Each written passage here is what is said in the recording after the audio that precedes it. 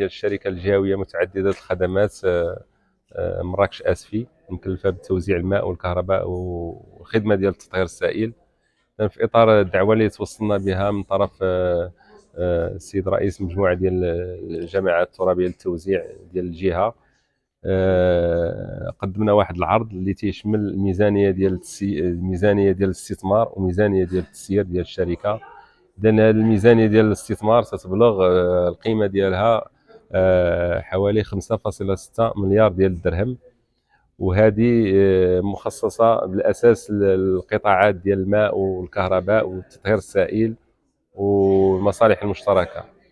اذا بالنسبه لهذه الميزانيه تضم واحد المشروع كبير اللي هو مشروع تحويل المياه، المياه ديال المياه الصالح للشرب، انطلاقا من محطه ديال التحليه ديال مياه البحر بمدينه ديال اسفي، المدينه ديال مراكش يعني الجماعات المجاوره لها.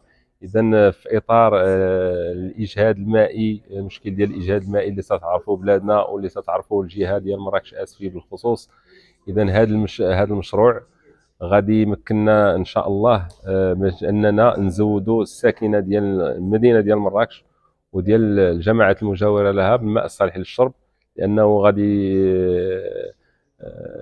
يعني كاين واحد المشكل ديال الاجهاد المائي اللي تتعرفوه، انه يعني خاصنا نزودوا، خاصنا الضمان ديال الاستمراريه ديال الخدمات ديال الماء الصالح للشرب. اذا هذا المشروع هو مشروع كبير، القيمه ديالو تقريبا واحد 4 مليار و130 مليون ديال الدرهم بالنسبه للاشغال، وغادي ينطلق تقريبا من المدينه ديال اسفي حتى المدينه ديال مراكش على واحد المسافه ديال تقريبا 190 كيلومتر بواحد القنوات حديديه صلبه ديال الحديد الصلب. السعه ديالها يعني تقريبا ديال متر و60 وديال متر و40. وهذا المشروع غادي يمكننا من اننا نحولوا واحد الحجم ديال المياه 100 مليون متر مكعب في السنه لسد الخصاص ديال المنطقه ديال مراكش. اذا هذا هو مشروع كبير اللي تضم هذه الميزانيه، وان شاء الله غادي نقوموا بالانجاز ديال هذه الاشغال. هو هذا المشروع الدوله هي اللي مولاته بهذا المبلغ اللي ديال 4 مليار و130 مليون ديال الدرهم، وغادي تنجو الشركه الجهويه في هذا ابتداء من هذا الشهر على مده ديال 12 شهر. اذا نتمناو ان شاء الله اننا نكونوا في الموعد، وان شاء الله غادي نكونوا في الموعد باش اننا ننجزوا هذه الاشغال في الموعد المحدد، باش ما يكونش عندنا شي مشكل ديال الماء الصالح للشرب بالنسبه لمدينه مراكش. تضم كذلك الميزانيه مجموعه ديال المشاريع اللي تتهم الكهرباء، اللي تتهم الماء الصالح للشرب، تتهم التطهير السائل، وهي موزعه على الاقاليم